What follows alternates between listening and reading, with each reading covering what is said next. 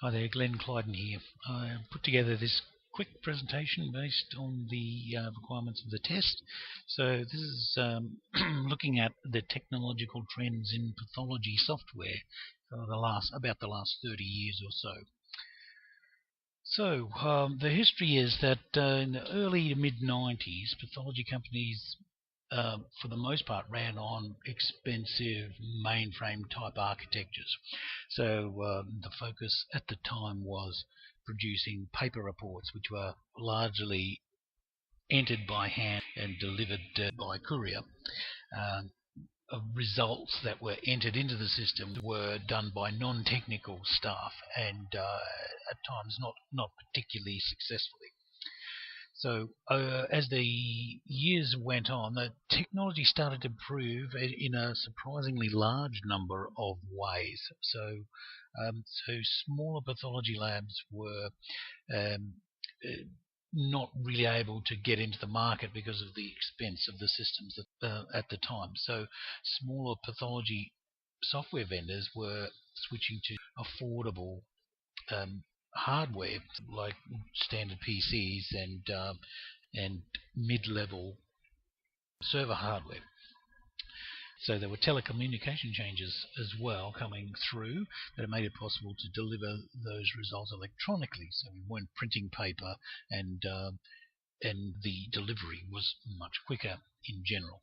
So at the time there was dial-up, so occasionally a courier could get there quicker. And then the actual testing instrumentation. So the instrument manufacturers were developing protocols for message exchange that allowed the result to go directly from the instrument onto the system and bypassing the non-technical data entry staff and improving quality of the service. So also in Australia, automated billing processes within the Australian Medicare it was virtually mandatory. The manual process would take 6-7 weeks for payment. So your revenue stream would be severely affected by the lack of automation, lack of ability to claim electronically. So security for patient privacy is very high on the government's agenda, and in fact white papers were issued and industry was asked to come in line with government guidelines, often when there's often no method to actually implement the requirements. So industry standards started to emerge to allow interoperability between systems, between vendors and from the user to the eventual customer, the doctor.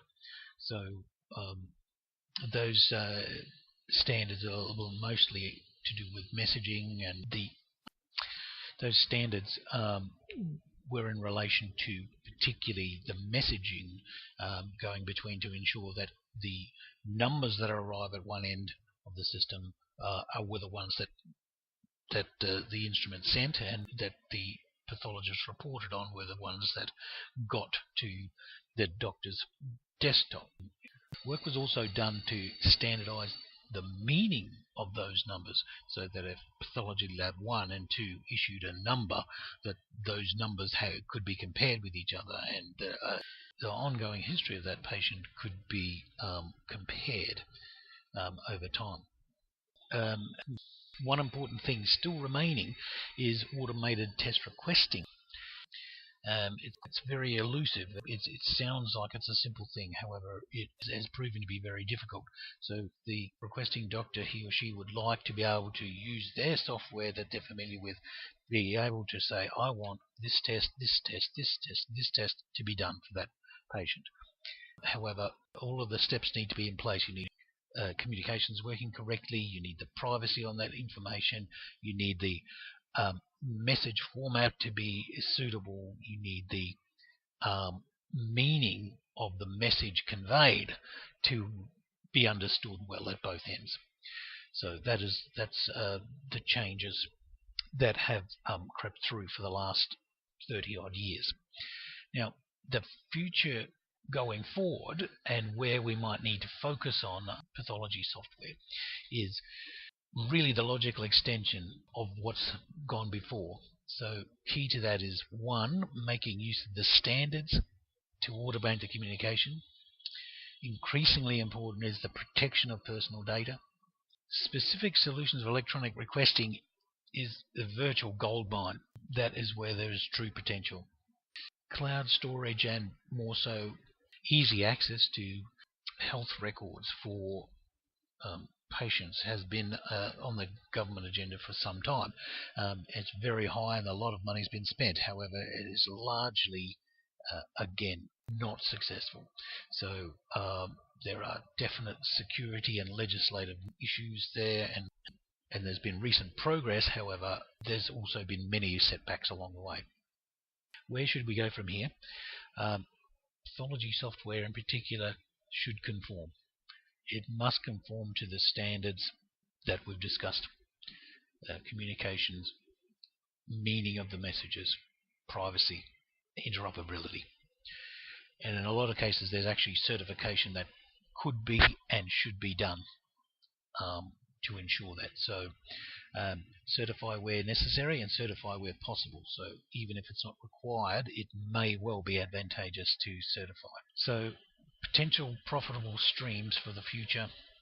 Potentially the highest returns are a streamlined and simple automated test requesting process that integrates with both ends, so doctor and pathology provider.